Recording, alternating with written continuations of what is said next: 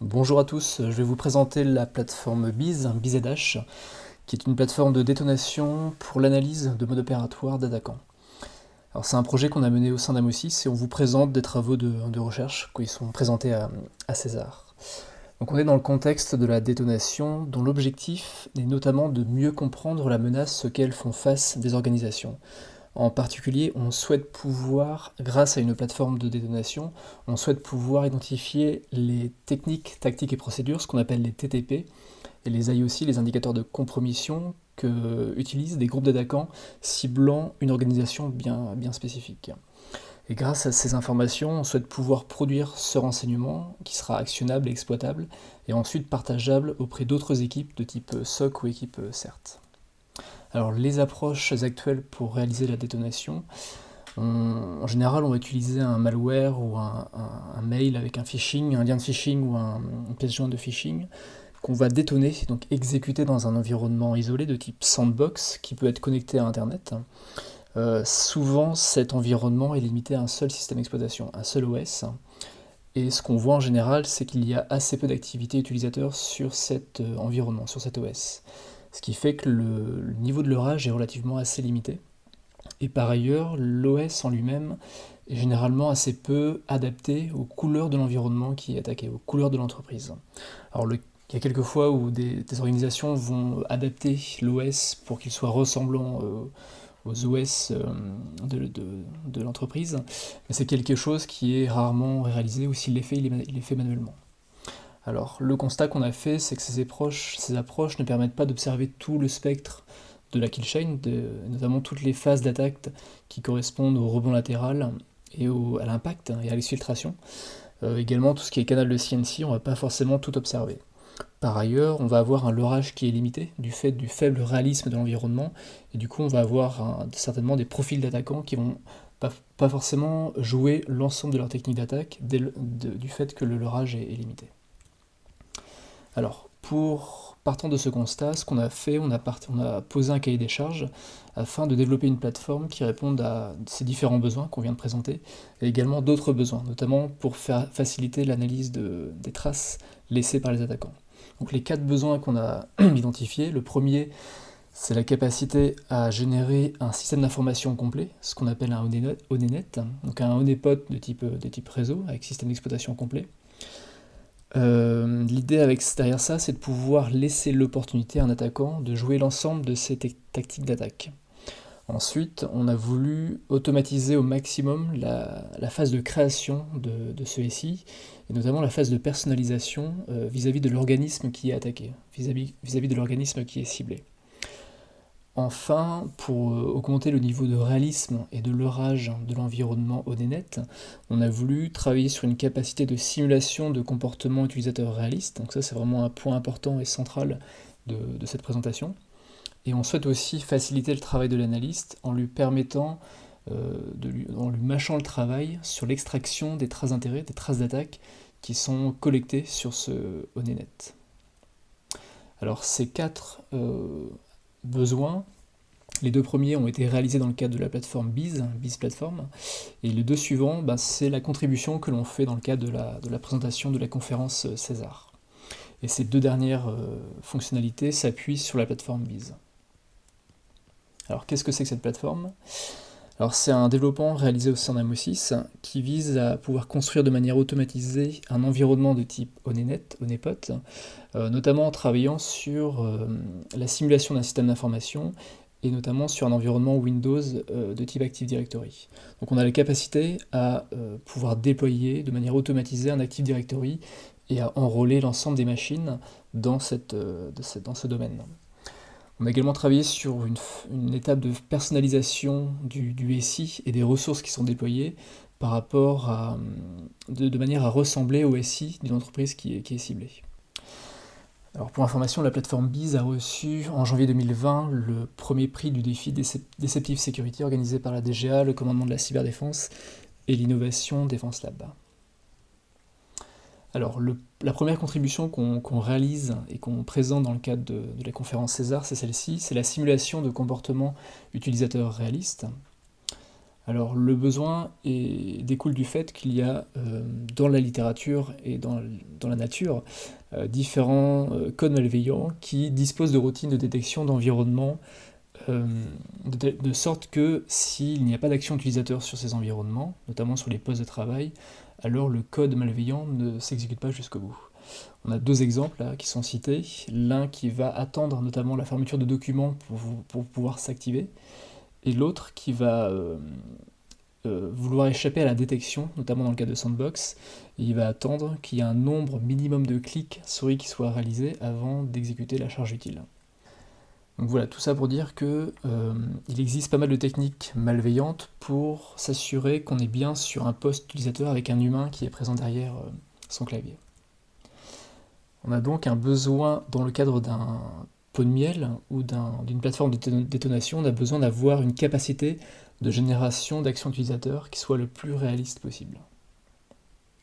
Alors nous, on a voulu s'appuyer sur une autre manière de faire, c'est-à-dire de prendre la peau d'un humain. Un humain, il va avoir une vision sur son écran, il va voir des zones d'intérêt, et il va interagir avec ces zones d'intérêt sous la forme d'entrée utilisateur, donc la souris et le clavier.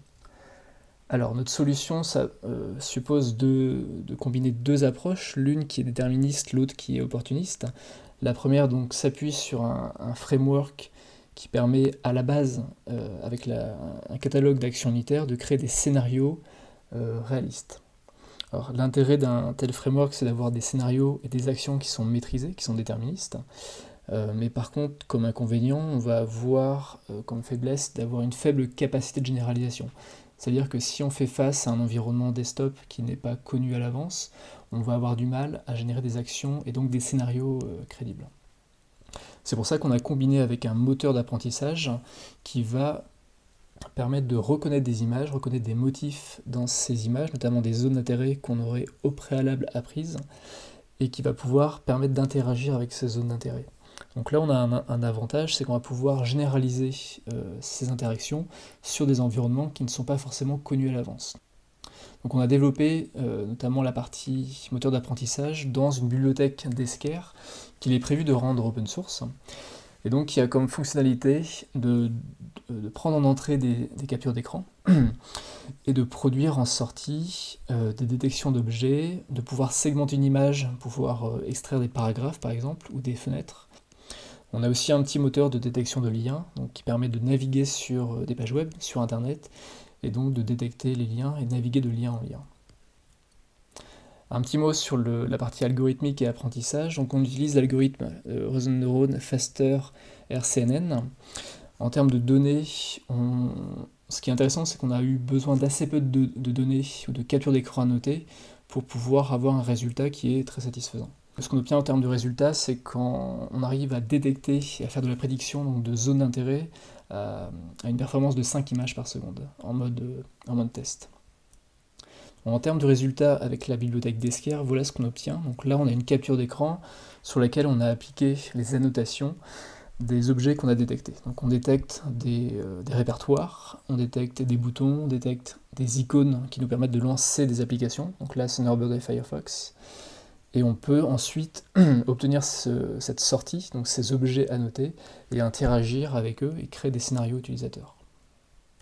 Un autre exemple, donc là c'est l'identification de liens web. Donc là on arrive sur une page web Wikipédia, sur cet exemple, à identifier les liens web et à pouvoir après interagir avec et donc cliquer dessus. Et donc on va vous présenter une petite démo qui illustre ces différents aspects. Donc la première démo, l'idée c'est de vous présenter le côté parallélisme de la simulation d'action de vie. Donc là on a lancé le Honeypot, le Honeynet, et on va lancer de la vie sur chaque poste client. Donc là on va faire le même scénario, c'est-à-dire qu'on va se connecter sur tous les postes Windows en même temps, faire le login, l'ouverture de session, sachant que chaque poste a un compte Active Directory différent. Donc on arrive à se loguer sur chaque en parallèle. Donc si on avance un petit peu dans la vidéo, on va voir qu'on arrive à faire des manipulations de documents, à parcourir des répertoires et à lancer des documents, là en l'occurrence un LibreOffice. Et on peut faire ça voilà, en parallèle sur différentes différentes applications. Là on a un Acrobat avec une lecture d'un document, d'un PDF. Et on peut voir que voilà, il y a de la vie sur chaque poste de travail. Le second exemple que je voulais vous montrer, c'est le parcours de lien web pour la navigation sur Internet. Donc là on a un exemple où je vais laisser dérouler l'agent qui réalise les actions utilisateurs. On va voir qu'il détecte les liens web et qu'il va être en mesure de cliquer dessus, et on peut comme ça naviguer de manière un peu automatisée et aléatoire sur des sites web. Donc la seconde contribution concerne l'extraction des traces d'intérêt pour la production de renseignements sur la menace. Donc là on revient dans le scénario d'une détonation où on part du principe qu'on a un artefact, donc une pièce jointe, un lien mail, un exécutable, un binaire, une archive ou un document qu'on souhaite activer, détonner sur un poste de travail. Donc là on a l'exemple entouré en bleu où on a la machine qui sert de détonation initiale. Et une fois qu'on a détonné ce malware, cet artefact, on va attendre que l'attaquant se connecte et on va espérer de lui qu'il réalise l'ensemble, ou en tout cas un nombre important d'étapes de la kill chain. Notamment qu'il fasse du rebond latéral, de l'évasion de privilèges, de la persistance, qu'il arrive à atteindre des équipements, on va dire, sensibles, comme le contrôleur de domaine ou des serveurs de fichiers, ou éventuellement un poste administrateur qui serait sur le SI simulé. Et vraiment l'objectif, c'est de lui faire dévoiler ces techniques, et notamment les techniques qui ne sont pas connues, qui ne sont pas publiques. Donc on a un processus ici qui se décline en 3 étapes. Une première étape qui concerne la production des métadonnées relatives aux actions de vie qu'on joue sur le SI simulé. La seconde étape concerne la production du dataset, c'est-à-dire la capture, la collecte et du coup la labellisation de toutes ces traces systèmes et réseaux qu'on a collectés. Et enfin, c'est sur ce dataset qui a été produit et labellisé, la capacité à extraire une surapproximation qui englobe les traces d'attaque laissées par l'attaquant. Donc pour la première étape, pour la partie production des métadonnées, le point intéressant, c'est qu'on maîtrise le déroulé, le séquencement des actions de vie sur chaque poste de travail. Donc on sait exactement quel est le timestamp de début et de fin de chaque action, et ça sur chaque poste de travail.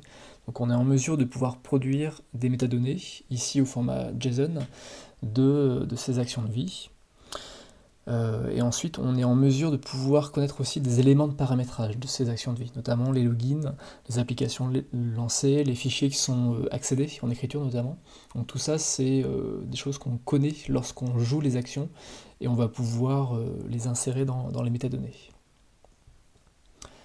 Ensuite, sur la phase de production du dataset, alors ce qu'on fait, c'est qu'on déploie des sondes système sur l'ensemble des machines, les postes clients et les serveurs. Donc là, on est sur un environnement Windows, et on a déployé des sondes Sysmon sur chaque poste, ce qui nous permet notamment de collecter tout un tas de types d'événements, qui couvront a priori des événements malveillants, des techniques d'attaque. Alors, au moment où l'attaquant déroule sa kill chain, donc c'est TTP, c'est une étape qui peut durer quelques minutes, plusieurs heures, plusieurs jours, plusieurs semaines. Donc on va capturer en parallèle les traces réseau. Donc ça, on le fait sur chaque switch qui est également virtualisé. On déroute les flux, on fait du mirroring de chaque flux vers une sortie pour capturer les pcap des flux réseau.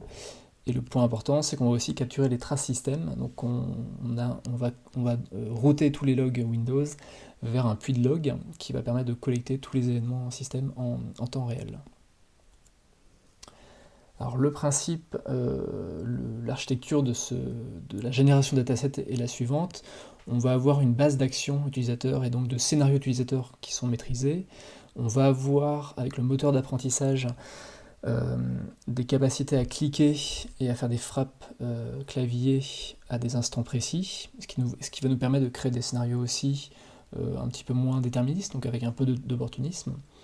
On va faire ça sur les postes clients, donc les Windows 7, Windows 10 ici, et avec les sondes qui sont déployées, on va pouvoir collecter les événements.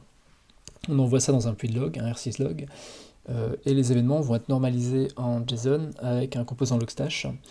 Et ces événements normalisés vont être envoyés après à la phase d'analyse, l'étape 3. Alors sur la phase d'extraction des traces d'attaque, Là, l'objectif, c'est de séparer les logs liés à l'activité de vie des logs liés à l'attaque. C'est-à-dire extraire tout ce qui est lié à la vie, et donc ne laisser a priori qu'un surensemble qui contiendra les traces d'attaque. L'hypothèse faite ici, c'est que la séparation est possible parce qu'on maîtrise les actions de vie, on maîtrise le séquencement des actions de vie. Donc ça, c'est vraiment le point important. Donc pareil, cette étape 3 se déroule avec les étapes suivantes que je vais décrire. Donc la première sous-étape qui est la suppression des logs légitimes. Donc là, on va labelliser grâce aux métadonnées chaque log. Et on va faire aussi en parallèle une phase d'apprentissage a priori sur les logs généralement générés par rapport à certains types d'actions de vie et également par rapport au log système ou au log de service qui sont générés en tâche de fond. Et ensuite, on va générer les logs qui auront été labellisés. En seconde étape, on va identifier dans les traces système et réseau des traces d'exploitation, des vulnérabilités qu'on aura volontairement laissées ou des faiblesses qu'on aura volontairement laissées sur le SI. Donc là, c'est des leurres qu'on a volontairement déployées. Et comme on connaît la position de ces leurres, donc ça peut être des objets Active Directory, ça peut être des fichiers sur des partages Samba ou sur des répertoires documents, ou ça peut être également des alertes qui sont liées à des exploitations de vulnérabilité qu'on aura volontairement laissées. Donc tout ça, ça va apparaître dans les traces système et réseau, et on va pouvoir taguer ça, labelliser ça sur ces traces. Et donc la troisième étape, elle va consister à supprimer sur les logs qui restent les logs qui sont liés, les logs légitimes qui sont liés au moteur d'apprentissage. La difficulté ici, c'est qu'on ne maîtrise pas exactement quelles ont été les actions, en tout cas les applications ou les fichiers qui ont été accédés par ce moteur d'apprentissage. Donc là, ce qu'on fait, c'est qu'on se base sur le timestamp de l'action de clic souris ou de frappe clavier, et on essaye, avec une notion de seuil, d'éliminer les événements qui sont le plus proches de ce timestamp. Ce qui nous permet d'éliminer une approximation des événements de type ouverture de fichiers, ouverture d'applications qui sont le plus proches de ces actions clavier et souris. En sortie, on va avoir des traces système et réseau qu'on va qualifier de résiduelles, qui correspondent à une surapproximation des actions d'attaque. Donc elles vont également contenir des actions de vie ou des actions OS et systèmes et services qu'on n'aura pas réussi à éliminer, à supprimer. Mais voilà, c'est pour ça qu'on parle de surapproximation des traces d'attaque. Et ensuite, on passe la main à l'analyste qui peut alors réaliser son analyse manuelle et à ce moment-là identifier les TTP, les IOC sur la base des événements résiduels. Voilà un petit exemple de résultat sur l'extraction des traces d'intérêt. Donc là, on a travaillé sur cet exemple sur uniquement les créations de processus. Donc on voit des couples de création de processus parents, de parents qui créent des processus enfants. Et ce qu'on a pu faire de manière automatisée, c'est la labellisation, c'est-à-dire l'extraction des logs qui sont liés à l'activité système, notamment lorsqu'on fait une ouverture de session, les logs de vie, donc là on a une ouverture de l'Explorer, on a l'ouverture de LibreOffice, et ensuite on voit qu'il ne reste que quelques logs résiduels qui concernent des logs qui ne sont pas connus, qu'on n'aura pas réussi à labelliser. Et là, en l'occurrence, on a un PES-exec, donc un rebond latéral qui est réalisé par une ouverture depuis une ligne de commande Windows. Donc là, on peut comme ça investiguer sur les logs résiduels et comprendre plus facilement le mode opératoire de l'attaquant en n'étant pas gêné par tout le bruit des actions de vie et des actions réalisées, des logs produits par le système et par les OS. En termes de conclusion, ce qu'il faut retenir de cette présentation et de nos travaux, c'est notamment l'importance du caractère réaliste d'un environnement de type Honeypot, Honeynet, en particulier lorsqu'il est utilisé pour un cas d'usage de détonation, c'est-à-dire où l'attaquant peut avoir une vision et peut avoir la main sur les postes qu'il est en train de compromettre.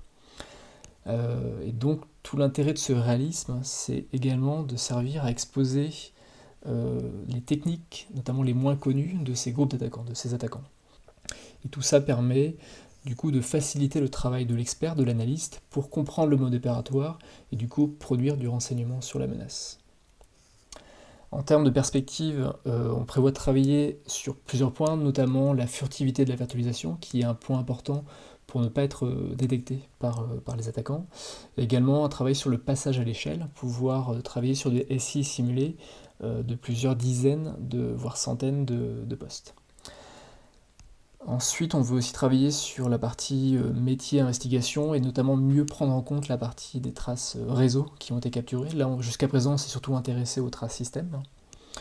Et on s'intéresse également à une ouverture de l'usage de cette plateforme pour un cadre de détection, et notamment dans un cadre déceptif, pouvoir corréler le fait qu'il y ait des manipulations faites sur cette plateforme, donc un attaquant est présent sur le SI, simulé, et du coup lever une alerte qui sera remontée à un SIEM, ce qui permettrait de détecter un attaquant interne sur un SI. Après, au-delà du cas d'usage de la détonation, l'intérêt à générer des actions de vie réalistes est particulièrement intéressant dans d'autres cas d'usage. Par exemple, pour tester des produits de sécurité, sur la partie efficacité, c'est intéressant de pouvoir générer du trafic de vie, du trafic d'attaque, et de pouvoir générer des datasets qui contiennent ces éléments pour tester des sons de système, des sons de réseau, des SIEM, des EDR, voilà, tout un tas d'équipements de type lutte informatique défensive.